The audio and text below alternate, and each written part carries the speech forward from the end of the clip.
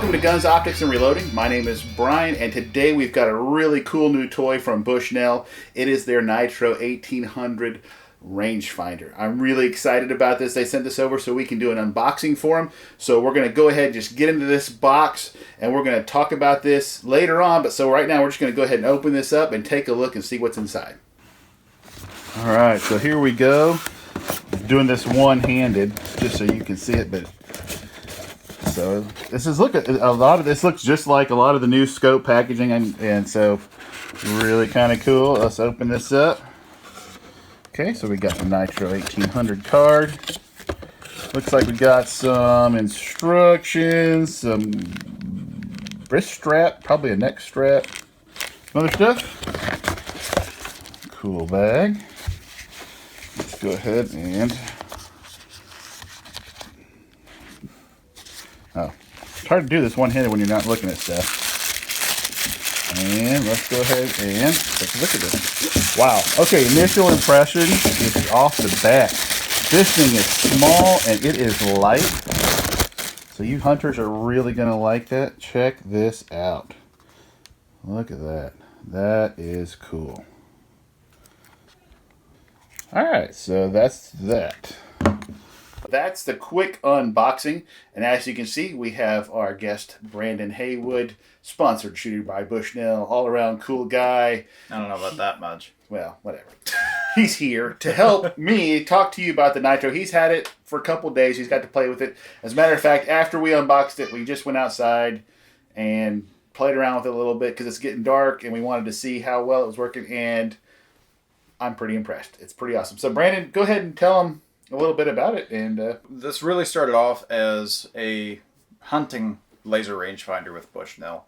The idea being to give your typical hunter a little more reach, a little better ability to go after game at distance.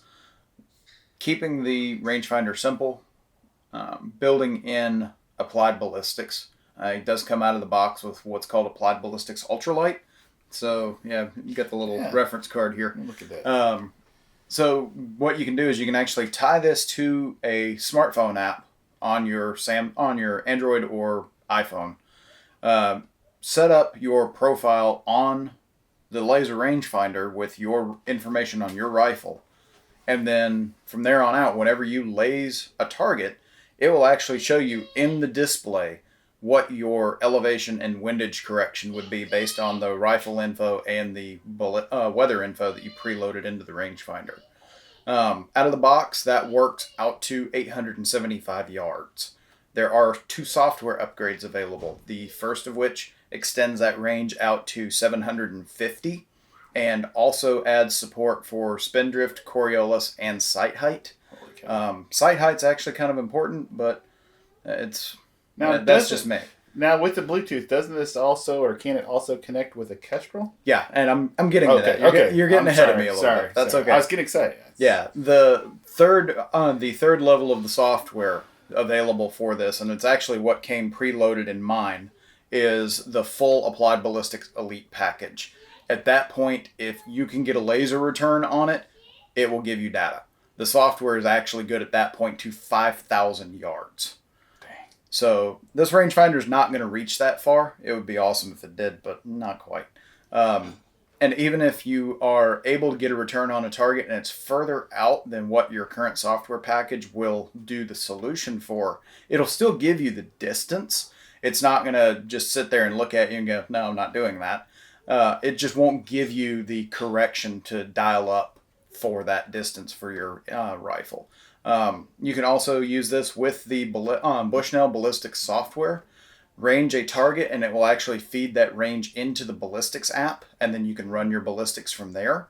And it can be paired up with an applied ballistics Kestrel, which when you pair it up with the Kestrel via Bluetooth, it overrides the built-in applied ballistics software and actually runs off of the Kestrel. So if you have an Elite Series Kestrel that will do 5,000 yard ballistics, now your rangefinder will do 5,000 yard ballistics. So if you've already got the Kestrel or you wanted to buy one anyway, you don't even have to really worry about that software upgrade. As long as you've got the 2 devices paired, it'll give you range and data for most anything you'd really want, unless you're into the ELR type shooting where you're doing 2,000 plus yards. That's incredible. And, ready? MSRP roughly right now, according to the interwebs. Yeah. Street price for this is $350. Yeah. So, that's a lot, guys and girls and everyone out there. That is a lot for your money right there. So, yeah. A few other points on the rangefinder. A lot of competing products out there will kind of cut some corners on price, and they'll use plastic for a lot of the lenses, if not all of them. On the Bushnell, all of the lenses for both the sight path, looking through the viewfinder, and for the laser itself are all glass. So you actually get a lot better contrast and clarity through this than you would with a lot of other inexpensive rangefinders. I've been pretty impressed with this thing so far. I mean, yesterday I was able to laze a water tower at 2,000 yards with this, and looking through it, kind of looking to the side, looking through it again, it really lost nothing compared to a lot of other rangefinders I've seen that look kind of dark and hazy when you look through them. And I can attest to that. I actually took my rangefinder out there when we took this one out there, and I was able to see, because it was getting to be dusk, and actually I was able to see clearer through this one than through mine. So now I'm jealous a little bit. But so Sorry. Some of the other specs, I'm just going to show you, I'm going to read a couple things off the website. So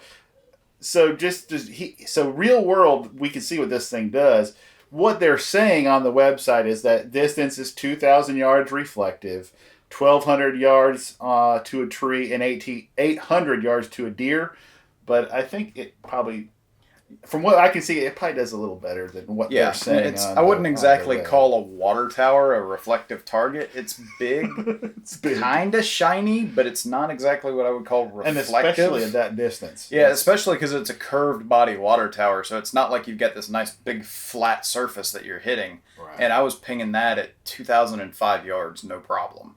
Yeah. A lot of rangefinders suffer when you start pointing them into sunlight, really bright sunlight, which we live in Florida. That's a problem year round.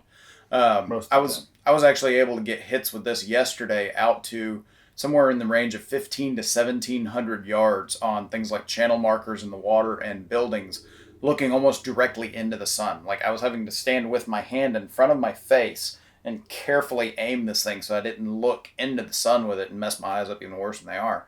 And I was still getting returns on those targets. A lot of rangefinders, you do that, you can forget it. The laser rangefinding mechanism is not going to be able to see that laser reflection coming back because the amount of light coming into it. Yep. This handled it no problem. Yeah, it's pretty awesome, guys. So some of the other things this has is the ARC technology, angle range compensation. Yep. So when you're looking through the rangefinder, it'll actually tell you. You can look at that and tell you how many degrees you're doing. So I think they designed that for like bow hunters. It's for bow hunting, but it's also for high angle shooting, especially folks that go hunting up in the mountains, places like that. If you've not experienced it before, you may not realize that when you start looking up or down angles, the line of sight distance is not what's going to determine the amount of drop you have. You actually have to compensate for that angle. You end up having to true it out to a gravity-corrected distance to get your drop, but then your wind is based on your line of sight distance. It really gets into some really squirrely voodoo level math. But that does that stuff. This does that automatically for both bow hunting if you put it in bow mode and for rifle shooting. Either way. So another cool thing that mine doesn't have, that this one does, is a selectable reticle. That's a hard word to say. Selectable reticle. Mine has a dot, and this one's got like 2 or 3 different ones? So you have 3 options. You have a center dot. I believe it's 4 or 5 MOA for the dot, and that sounds huge, but it's actually almost translucent. I was actually able to see the targets I was trying to laze with this looking through the dot, so I wasn't losing a small target behind that dot. I was actually able to kind of see it. It was darker, obviously, but I was able to see it through that dot. So you have a center dot. You have, almost looks like a horseshoe. It's a circle with a gap in the bottom of it, or you can have both. So you can have the dot, the circle, or the dot and the circle. I don't know what the size of the circle is offhand, unfortunately. Doesn't matter.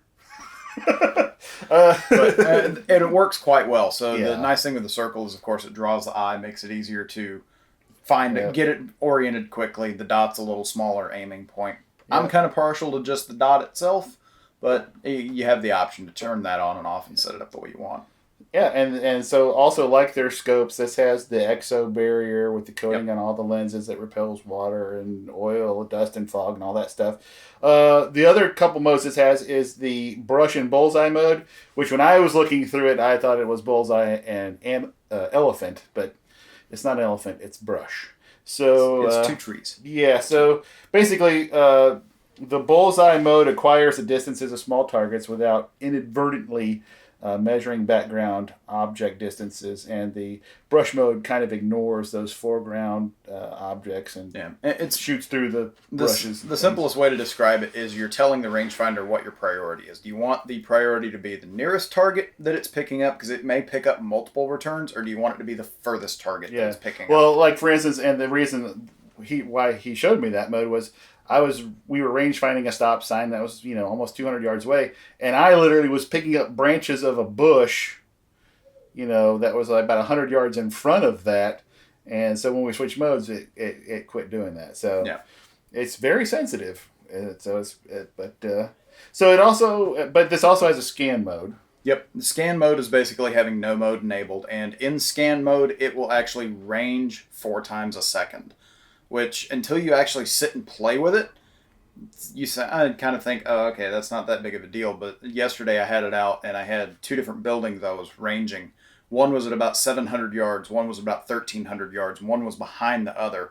So basically, I could pan just a very small change in angle and go back and forth between the 2 buildings. And quite literally, it was, here's the 700 building, here's the 1,300. And I'm just watching it go 7, 1,300, 7, 1,300, 7, 1,300. That quickly, just back and forth. And whichever building I was pointed into, that was the range it was giving me as I held down the scan button. I've played with several other rangefinders that you kind of got, especially at those distances and that big of a difference. I mean, you're talking almost double the range from one to the other. Mm-hmm. It would take it a second to kind of think about it and go, yeah, that's 1,300. Mine would. This one just boop, boop, boop, right between the two. It was actually pretty nice. Nice. That was one thing I noticed in this one and mine was I would push the button and I would see the lines go dee, and then it would go, there's the distance. This one I'd push the button and there's the distance. I mean, it was pretty much that quick. So and I haven't really noticed any noticeable lag. Even at 2,000 yards, it might think about it for just a fraction of a second. You can tell it's a little more time than it was for like 12 and 13, 14, 1,500 yards. Of course, again, I would say a water tower is probably not the most ideal target for testing this, but even then, it was minimal effort. I wasn't having to sit here like some rangefinders and just stand on the button for what felt like forever just to get a hit off of it. It was, oh, there it is. Okay, we're good. So anyway, that's pretty much the basics on the Nitro 1800. If you want to get any more information, go to Bushnell's website, check it out.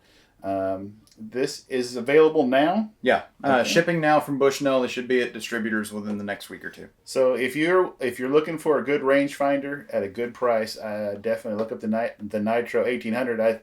Honestly, I kind of want one now that I saw this against the one I had.